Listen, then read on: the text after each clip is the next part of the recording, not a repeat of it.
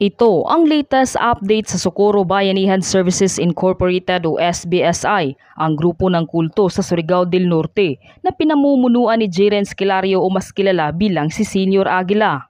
Isang matinding revelasyon ang ibinunyag ng dating miyembro ng SBSI na si Raisa, ang dating teacher sa bayan ng Surigao del Norte. Samantala, hustisya naman ang sigaw ngayon ni Senior Aguila sa lahat umano ng hindi magandang nangyayari hindi lamang sa kanya, kundi pati na sa kanilang bayanihan. Halina't sabay-sabay nating panuorin at alamin ang videong ito. Ngunit bago tayo magpatuloy, huwag kalimutang i-like, share, subscribe, and click the notification bell for more updates and for more upcoming videos. Maraming salamat!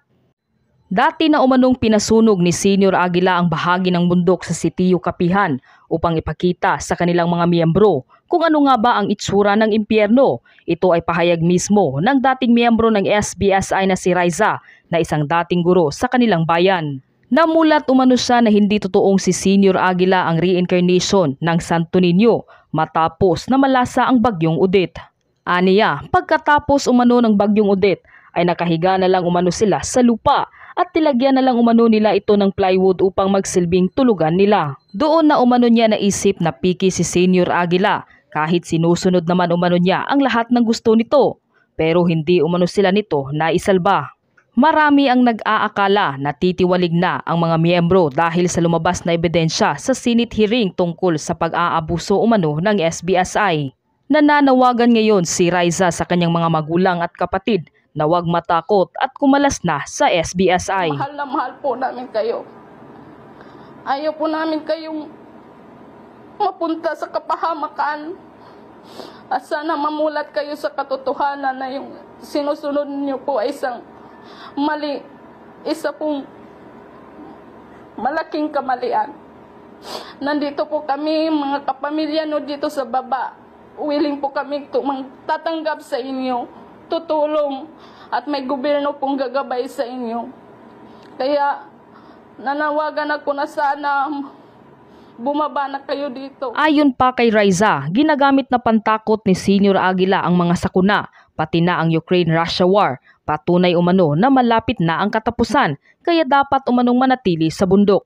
Ayon sa munisipyo, nasa 12 pa lang ang bumababa mula sa komunidad ng SBSI sa bundok mula nang magbukas ito. Kumalat umano kasi sa mga miyembro ang balitang sumanib na umano sa ibang leader ang espiritu ng Santo Niño mula nang ma-detain si Senior Aguila. Pero ayon ng SBSI, wala silang tinatakot o pinipigilan ng mga miyembro at nananatiling buo ang kanilang grupo.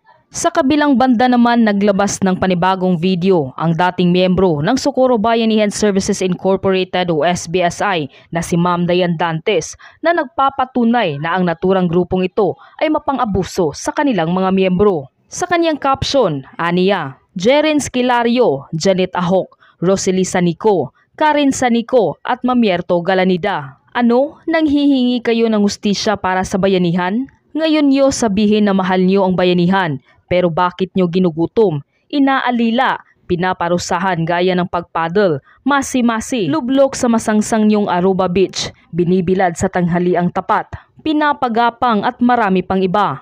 Samantalang kayo, masasarap ang mga buhay ng mga pamilya ninyo, ni isa walang nagugutom sa mga pamilya ninyo. Ang mga bayanihan na biktima ninyo halos kainin nila ang kaldero. Tignan niyo ang ginagawa niyong pang sa grupo na pinahirapan ng aming mama Nena.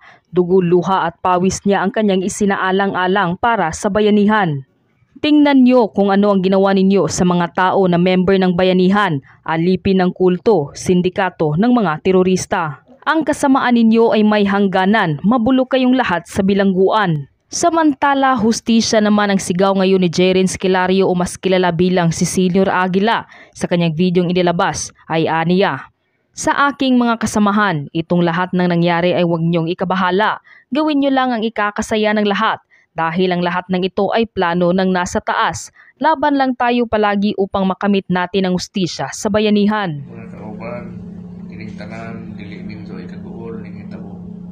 Noa, ngay natong ikalipay. Kay diin, kaning tanan, pinabutan man sa kaitasan. Laban lang ta. Kanunay para sa atong para sa hustisya sa bayani.